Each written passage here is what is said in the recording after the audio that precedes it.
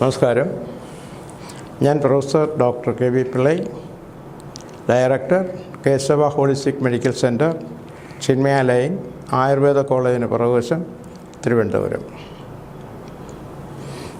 അപ്പോൾ ഇന്ന് ഞാൻ പറയാൻ പോകുന്നത് നമ്മളേതായാലും ഈ കഴിഞ്ഞ എപ്പിസോഡിൽ ഡ്രഗ്സിൻ്റെ കുറച്ച് കാര്യം പറഞ്ഞു.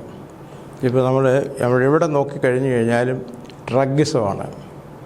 അപ്പോൾ ഇതിന് ഏറ്റവും കൂടുതൽ പ്രൊമോട്ട് ചെയ്യുന്നത് ഡ്രഗ്ഗിസം എന്ന് പറയുമ്പോഴത്തേക്ക് ആൽക്കഹോളും എല്ലാം അതിൽ വരും. ആൽക്കഹോളിനെ പറ്റി പറഞ്ഞിരിക്കുന്ന ആൽക്കഹോൾ ഈസ് എ പോയിസൺ എന്നാണ് പറഞ്ഞിരിക്കുന്നത്. എന്നിട്ട് തന്നെ ഈ ആൽക്കഹോൾ ഉപയോഗിക്കുന്ന മാനുഫാക്ചർ ചെയ്യുന്ന കമ്പനികൾ തന്നെ എഴുതിയിട്ടുണ്ട്, alcohol is very injurious to the health. അപ്പോൾ അതിൽ കൂടെ കാരണങ്ങളൊന്നുമില്ല. എന്നിരുന്നാൽ തന്നെയും നമ്മുടെ ഗവൺമെൻറ് അതിനെ മാക്സിമം പ്രൊമോട്ട് ചെയ്യുകയാണ്. എന്ന് പറയുന്നത് നമ്മുടെ ആളുകളുടെ എല്ലാം ആരോഗ്യം കളയുക എന്നുള്ളതാണ്. എന്നിട്ട് അതിന് വേണ്ടിയിട്ട് ആരോഗ്യം വീണ്ടെടുക്കാനായിട്ട് നമ്മുടെ ഹെൽത്ത് സർവീസ് ഫ്രീ ആയിട്ട് ഗവൺമെൻറ് ഹോസ്പിറ്റൽ നടത്തിയൊക്കെ ചെയ്യും. പക്ഷേ ഇതൊരു കൺട്രോളൊന്നുമില്ല. അതേപോലെ തന്നെ ഈ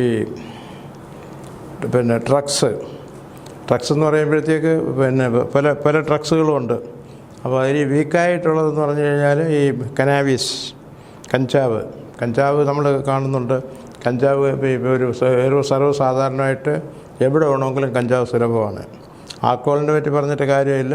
ഇപ്പോൾ ഗവൺമെൻറ് തന്നെ പറഞ്ഞിരിക്കുന്നത് സമയമൊക്കെ നീട്ടിക്കൊടുത്ത് 12 മണി വരെയെങ്കിലും അവർ കുടിക്കണം എന്നുള്ളതാണ്. കാരണം ഗവൺമെൻറ്റിൻ്റെ ഒരു സോഴ്സ് ഓഫ് ഇൻകം, ഞാൻ കൂടുതലായിട്ട് പോളിറ്റിക്സിൻ്റെോട്ട് പോകുന്നില്ല, ഒരു സോഴ്സ് ഓഫ് ഇൻകം പ്രത്യേകിച്ച് നമ്മുടെ കേരള ഗവൺമെൻറ്റിൻ്റെ ഈ ആൽക്കഹോളാണ്. ഇവിടെ നോക്കിക്കഴിഞ്ഞ് കഴിഞ്ഞാൽ തന്നെയും ഈ ആൽക്കഹോൾ വളരെ സുലഭമാണ്. ബിവറേജിൻ്റെ ഔട്ട്ലെറ്റ് ഇല്ലാത്ത ഒരു സ്ഥലമില്ല, ബാറില്ലാത്ത ഒരു ഹോട്ടലുകളില്ല, എല്ലാം സുലഭമാണ്. ഇതുപോലെ തന്നെയാണ് ഈ ഡ്രഗ്സും. ഡ്രഗ്സ് ഒരു വിഭാഗം ആളുകൾക്ക് ജോലി ഇല്ലാത്തത് കൊണ്ട് അവരുടെ ജോലി എന്ന് പറഞ്ഞു കഴിഞ്ഞാൽ ഡ്രഗ്സ് കൊടുത്ത് പൈസ ഉണ്ടാക്കുക എന്നുള്ളതാണ്. അത് ഞെട്ടിക്കുന്ന കാര്യം എന്ന് പറഞ്ഞു കഴിഞ്ഞാൽ കൊച്ചു സ്കൂൾ കുട്ടികൾക്ക് വരെയും ഇവർ ഈ സാമൂഹ്യ വിരുദ്ധന്മാർ പൈസയ്ക്ക് വേണ്ടിയിട്ട് അവർക്ക് ഇത് കൊടുത്തവരെ അതിനെ അടിമകളാക്കി വെച്ചിരിക്കുകയാണ്. നമുക്ക് അതിശയിക്കുന്ന കാര്യങ്ങളാണ് പറഞ്ഞു കഴിഞ്ഞാൽ. രക്ഷകർത്താക്കൾ അതുകൊണ്ട് നമുക്ക് സ്കൂളിൽ വിടുന്ന കുട്ടികളെ കംപ്ലീറ്റ് നമ്മൾ എല്ലാ ദിവസവും അവരെ ചെക്ക് ചെയ്യണം. അവരുടെ കുഴപ്പമല്ല, അവർക്ക് ആദ്യം ഇത് ഫ്രീ ആയിട്ട് കൊടുക്കും. ഇപ്പോൾ ഉദാഹരണം MDMA, അതൊരു ഡ്രഗാണ്. അതൊരു പഴയ കാലത്ത് ഡോക്ടേഴ്സ് ഉപയോഗിച്ചിട്ടുള്ളതാണ് ഈ മാനസിക രോഗത്തിന് കൊടുക്കാനുള്ള. പിന്നെ അത് അവർ ബാൻ ചെയ്തു. എനിക്ക് തോന്നുന്നത് 1955 തോന്നുന്നത് ബാൻ ചെയ്തു. ഇപ്പോൾ അതുകൊണ്ട് MDMA ഡോക്ടേഴ്സ് അതിന് കൊടുക്കാറുമില്ല, പ്രിസ്ക്രൈബ് ചെയ്യാറുമില്ല. പക്ഷേ എന്നിരുന്നാൽ തന്നെയും നമ്മുടെ ഓപ്പൺ മാർക്കറ്റിലേക്ക് എപ്പോൾ വേണമെന്നുണ്ടെങ്കിലും അത് കിട്ടാൻ സാധ്യതയുണ്ട്. നമ്മളിപ്പോൾ പത്രത്തിലും അല്ലെങ്കിൽ TV-യിലും എല്ലാം എടുത്തു കഴിഞ്ഞാൽ ആദ്യം ഇത്ര കിലോ കഞ്ചാവ് പിടിച്ചു, MDMA ഇത്ര ഗ്രാം പിടിച്ചു, ഇത്ര പൗണ്ട് പിടിച്ചു എന്നൊക്കെ നമുക്ക് കാണാൻ പറ്റും. പക്ഷേ അതിൻ്റെ ദോഷമെന്ന് പറഞ്ഞു കഴിഞ്ഞാൽ ഈ ഡ്രഗ്സിന് അടിമയായി കഴിഞ്ഞാൽ നമുക്ക് MDMA തന്നെ എടുക്കാം. ഇപ്പോൾ നമ്മൾ ഇന്നൊരു 12 മണിക്ക് രാത്രി രാവിലെ ഒരു 12 അല്ലെങ്കിൽ വൈകിട്ട് ഒരു കൃത്യസമയത്തിന് കഴിച്ചു കഴിഞ്ഞാൽ ആ കൃത്യസമയം 24 hours കഴിയുമ്പോഴത്തേക്ക് ആ കൃത്യസമയത്തിനത് ആ ഡ്രഗ്സ് വേണമെന്ന് പറയും. അപ്പം അതില്ലാതെ ആൾക്ക് ജീവിക്കാൻ ഒക്കത്തില്ല. എവിടെ നിന്ന് അഴിഞ്ഞതിന് അവർ വാങ്ങിച്ചിരിക്കും. അഥവാ ഇപ്പോൾ കുട്ടികൾക്ക് വരുമാനമൊന്നുമില്ല, എന്നിരുന്നാൽ തന്നെയും അവരിത് ഡ്രഗ്സിന് വേണ്ടി വീട്ടിൽ അമ്മയുടെയോ അച്ഛൻ്റെയോ പൈസ മോട്ടിക്കോ അല്ലെങ്കിൽ സ്വർണ്ണം മോട്ടിക്കോ ഇതെല്ലാം ചെയ്യും. പക്ഷേ പോലീസിനൊന്നും കൺട്രോൾ ചെയ്യാൻ പറ്റത്തില്ല. ഇപ്പോൾ ഒരു പോലീസുകാരെന്തെല്ലാം നോക്കും. കാരണം ഇതിനെല്ലാം നമ്മുടെ സമൂഹം പറയുന്ന പോലീസുകാരുടെ ഇന്നബിലിറ്റി എന്നുള്ളതല്ല. അതേ പോലീസുകാരുടെ കാര്യത്തെപ്പറ്റി ഞാൻ ഒന്ന് പറയാം. കാരണം നമ്മുടെ സമൂഹത്തിൽ ഏറ്റവും കൂടുതൽ വേദന അനുഭവിക്കുന്ന ആളുകൾ എന്ന് പറഞ്ഞാൽ മാനസികമായിട്ടുള്ളവർക്ക് ഒരുപാട് പ്രശ്നങ്ങളുണ്ട്, അതുപോലെ ശാരീരികമായിട്ടുള്ളതുമുണ്ട്. നമ്മളെല്ലാം കൊണ്ടിരുന്നത് പോലീസിൻ്റെ പുറത്താണ്. പോലീസ് 100% കറക്റ്റ് പറയാത്തില്ല, അതിൽ വളരെ ചുരുക്കം ആളുകളേ ഉള്ളൂ. നല്ലൊരു ശതമാനം ആളുകളും പോലീസ് നല്ല ആളുകളാണ്. പക്ഷെ അവർ വിചാരിച്ചിട്ട് പോലും കൺട്രോൾ ചെയ്യാൻ പറ്റുന്നില്ല. അപ്പം ഇതേപ്പറ്റി ഞാൻ കൂടുതൽ വേറൊരു എപ്പിസോഡിൽ പറയുന്നതായിരിക്കും. ഇത്രയൊക്കെ പറഞ്ഞെങ്കിൽ തന്നെയും ഞാൻ പ്രധാനമായിട്ട് ചെയ്യുന്നത് ബൈപ്പാസ് സർജറി ഒഴിവാക്കുക, ആൻജിയോഗ്രാം ഒഴിവാക്കുക, ആൻജിയോപ്ലാസ്റ്റി ഒഴിവാക്കുക. അപ്പോൾ ഇത് എത്രയും ഹാർട്ടിൻ്റെ ഒന്നാമത്തെ ബ്ലോക്ക് മാറ്റുന്നതിന്, അതായത് അടവ് മാറ്റുന്നതിൻ്റെ 3 കാര്യങ്ങളാണ് ഇത്. ഒന്ന്, നമുക്ക് ആൻജിയോഗ്രാമിൽ തന്നെ എടുക്കാം. ആൻജിയോഗ്രാം വളരെ ഡേഞ്ചറസ് ആണ്. ഒരു ഡൈ ആണ് കടത്തിവിടുന്നത്. ഇപ്പോൾ ഈ ഡൈക്ക് അറിയത്തിലൂടെയൊക്കെ പോകണമെന്നുള്ളത്. ഇപ്പോൾ ഉദാഹരണം, ഒരു കിഡ്നി പേഷ്യൻറ്റോ ബ്രെയിൻ പേഷ്യൻറ്റോ ഒക്കെ ആണെങ്കിൽ ഈ ഡൈ പോയി അവിടെ അടയും. അടഞ്ഞു കഴിഞ്ഞാൽ അതൊരു ഹൃദയത്തിലൂടെ, ഇപ്പോൾ ഉദാഹരണം 50% ബ്ലോക്കേ ഉള്ളെങ്കിൽ അത് 80% മാറും, 80 ഉള്ളെന്നുണ്ടെങ്കിൽ 100 മാറും. അപ്പം ഈ ഡൈ അവിടെ ചെല്ലുമ്പോൾ തന്നെ പേഷ്യൻ്റ് മരിക്കാൻ സാധ്യതയുണ്ട്. അതുകൊണ്ടാണ് അതിന് മുമ്പ് ഹോസ്പിറ്റലുകാർ അവരുടെ ഇന്ന് സമ്മതപത്രം വാങ്ങിക്കും. അതായത് സർജറി ചെയ്യുന്നതിന് കുഴപ്പമില്ല, ഓക്സിജൻ കൊടുക്കുന്നതിന് കുഴപ്പമില്ല, ബ്ലഡ് കൊടുക്കുന്നതിന് കുഴപ്പമില്ല, അങ്ങനെ എല്ലാത്തിൻ്റെയും വാങ്ങിച്ച് കഴിഞ്ഞിട്ട് അപ്പം ഹോസ്പിറ്റൽ സൈഡ് സേഫായി.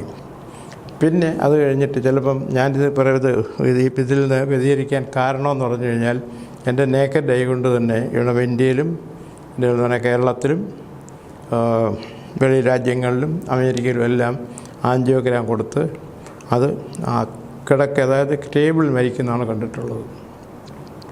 അപ്പോൾ ഇതിനെ ഡെവലപ്പ് കൺട്രീസിൽ അല്ലെങ്കിൽ പ്രത്യേകിച്ച് ഇന്ത്യയിൽ തന്നെ അതിന് പകരമായിട്ടുള്ളൊരു ഹാർട്ട് സ്കാൻ എന്ന് പറഞ്ഞൊരു മെത്തേഡാണ്. നമ്മുടെ കേരളത്തിൽ ഹാർട്ട് സെൻറ്റർ ഉണ്ടായിരുന്നു, പക്ഷേ അത് പല കാരണങ്ങൾ കൊണ്ട് അവർ അടപ്പിച്ചു, നമ്മുടെ മൾട്ടി സ്പെഷ്യാലിറ്റി ഹോസ്പിറ്റലുകാർ. അതേസമയം ഇന്ത്യയിൽ ഏകദേശം ഒരു 300 സെൻറ്റേഴ്സിൽ കൂടുതലുണ്ട്. ഇപ്പോൾ ഉദാഹരണത്തിന് All India Institute of Medical Science Delhi, അവരിപ്പം ആൻജിയോഗ്രാം എടുക്കാറേ ഇല്ല. അതിന് പകരമായിട്ട് ഹാർട്ട് സ്കാനാണ്. ഹാർട്ട് സ്കാൻ്റെ ഒരു പ്രത്യേകത എന്ന് പറഞ്ഞു കഴിഞ്ഞാൽ അതിന് യാതൊരു ദോഷവശവുമില്ല. നമ്മൾ ECG എടുക്കുന്ന പോലെ റോഡുകൾ കൊടുത്തിട്ട് ഏത് പേഷ്യൻറ്റ് നമുക്ക് എടുക്കാം. കിഡ്നി പേഷ്യൻറ്റ് ഏത് പേഷ്യൻറ്റ് നമുക്ക് ഹാർട്ട് സ്കാൻ വളരെ സേഫായിട്ട് കൊടുക്കാം. അത് മാത്രമല്ല ഹാർട്ടിൻ്റെ ഒരു 10-200 ഫങ്ഷൻ, ഒരു 10-20 ഫങ്ഷൻ നമുക്കറിയാൻ സാധിക്കും. ലങ്സിൻ്റെ അറിയാം എന്ന് പറഞ്ഞു കഴിഞ്ഞാൽ അറ്റാക്ക് വരാൻ സാധ്യതയുണ്ടോ, പമ്പിങ് എത്രയുണ്ട്, ബ്ലോക്ക് എത്രയുണ്ട്, അങ്ങനെ ഒരു ഓക്സിജൻ ലെവൽ ഇതെല്ലാം അറിയാൻ സാധിക്കും. അതേസമയം ആൻജിയോഗ്രാമിൽ ഒറ്റ ബ്ലോക്ക് മാത്രമേ അറിയാൻ പറ്റൂ. അപ്പോൾ ഇതിനിപ്പോൾ നമുക്ക് അടുത്ത് ഒരു ഈ ഹാർട്ട് സ്കാൻ സെൻറ്റർ എന്ന് പറഞ്ഞു കഴിഞ്ഞാൽ കേരളത്തിനടുത്തുള്ളത് നാഗർകോയിൽ ഇരുദയം ഹോസ്പിറ്റൽ. ഇരുദയം എന്ന് പറഞ്ഞാൽ ഹൃദയം. അവിടെ നമുക്ക് വളരെ അടുത്തായതുകൊണ്ട് അവർക്ക് അവിടെ പോയി ചെയ്യാം. പിന്നെ തമിഴ്നാട്ടിലെ എല്ലാ ഡിസ്ട്രിക്ട് ആശുപത്രികളിലും ഈ ഹാർട്ട് സ്കാൻ സെൻറ്റേഴ്സ് ഉണ്ട്. അപ്പോൾ അത് ഇത് നമ്മൾ എടുത്തു കഴിഞ്ഞ് കഴിഞ്ഞാൽ പിന്നെ നമുക്ക് വേണ്ടത് പറയുന്നത് എന്താണ്? ആൻജിയോപ്ലാസ്റ്റിയാണ്. ഈ WHO പറഞ്ഞിരിക്കുന്നത് ഒരു ആൻജിയോപ്ലാസ്റ്റി കൊണ്ട് ഒരു പ്രയോജനവും പേഷ്യൻസിനുണ്ടാകുന്നില്ല. ഉണ്ടാകുന്നത് ഡോക്ടേഴ്സിനും മെഡിക്കൽ സെൻറ്റേഴ്സിനും മാത്രമാണ്. പിന്നെയും WHO പറയുന്നത് എന്താണ്? More than 90% bypass surgeries are unwanted. അതായത് 90% ബൈപ്പാസ് സർജറി ആവശ്യമില്ലാത്തതാണ്. പക്ഷേ ബൈപ്പാസ് സർജറി നമുക്ക് ഒഴിവാക്കാൻ പറ്റില്ല. 10% കൂടെ ഉണ്ടല്ലോ. എമർജൻസിക്ക് നമ്മൾ അത് ചെയ്തേ പറ്റുള്ളൂ. അപ്പോൾ പിന്നെ ഇതിൻ്റെ ഒരു ആൾട്ടർനേറ്റീവ് എന്തെന്ന് പറഞ്ഞു കഴിഞ്ഞാൽ ഈ ലേസർ തെറാപ്പി എന്ന് പറയും. Laser and chelation therapy. Laser എന്ന് പറഞ്ഞു കഴിഞ്ഞാൽ ഇതൊരു ലൈറ്റാണ്. ഇതവിടെ പോയിട്ട് ബ്ലോക്കിനെ കംപ്ലീറ്റ് അലിയിച്ച് കളയുക എന്നുള്ളതാണ്. അപ്പോൾ എൻ്റെ സെൻറ്ററിൽ ഞാൻ മെയിനായിട്ട് ചെയ്യുന്നത് ലേസർ തെറാപ്പിയാണ്. അതുകൊണ്ട് അതിൻ്റെ കൂടെ തന്നെ കിലേഷൻ തെറാപ്പി എന്ന് പറഞ്ഞൊരു മെത്തേഡുണ്ട്. അതിന് സ്പെഷ്യൽ മെഡിസിൻസ് ഉപയോഗിച്ചിട്ട് ഓറലായിട്ടോ അല്ലെങ്കിൽ IV ആയിട്ട് കൊടുക്കാവുന്നതാണ്. അപ്പോൾ ഇത് കൊടുത്തു കഴിഞ്ഞ് കഴിഞ്ഞാൽ ഒരു 90% വരെ മാറിക്കിട്ടും. അപ്പോൾ അത്രയ്ക്കൊരു ഇമ്പോർട്ടൻ്റ് ഉള്ളതാണത്. അപ്പോൾ ബൈപ്പാസ് സർജറി ഒഴിവാക്കാം, ആൻജിയോപ്ലാസ്റ്റി ഒഴിവാക്കാം, അതുപോലെ ആൻജിയോഗ്രാം ഒഴിവാക്കാം. അതിനുള്ള ട്രീറ്റ്മെൻറ്റും അതാണ്. അപ്പോൾ ഞാൻ ഇതൊക്കെ പറഞ്ഞെങ്കിൽ തന്നെയും എൻ്റെ പ്രമാദമായിട്ടുള്ള പേഷ്യൻസ് പറയുന്നത് നമ്മുടെ former president KR Narayanan sir, ഞാൻ അമേരിക്കയിലായിരുന്നപ്പോഴത്തേക്ക് ജെമ്മി കോർട്ടർ, അതുപോലെ തന്നെ നമ്മുടെ കേരളത്തിലെ മാർത്താണ്ഡ മഹാരാജാവിൻ്റെ മകൻ പത്മനാഭവർമ്മ, അദ്ദേഹത്തിന് ഇവർക്കെല്ലാം സർജറി ചെയ്യാൻ പറ്റാത്ത സ്റ്റേജിലുള്ളതും സർജറിക്ക് ശേഷം വന്നിട്ടുള്ളതുമാണ്. എന്നിരുന്നാലും ഈ പേഷ്യൻസിൻ്റെ കാര്യം നമ്മൾ പറയാൻ പാടില്ല. എന്നിരുന്നാൽ ഇവരെല്ലാം എൻ്റെ അടുത്ത് പറഞ്ഞിട്ടുണ്ട്, ഡോക്ടർ സന്ദർഭം കിട്ടിക്കഴിഞ്ഞാൽ ഇത് ഡോക്ടർ പറയാതിരിക്കരുത്, പറയണം, പ്രയോജനപ്പെട്ടോട്ടെ എന്ന് പറയും. അപ്പോൾ ഇതേപ്പറ്റി കൂടുതൽ അറിയാനായിട്ട് നിങ്ങൾക്ക് വൈകിട്ട് ഒരു 7 മണിക്ക് ശേഷം എന്നെ കോൺടാക്റ്റ് ചെയ്യാവുന്നതാണ്.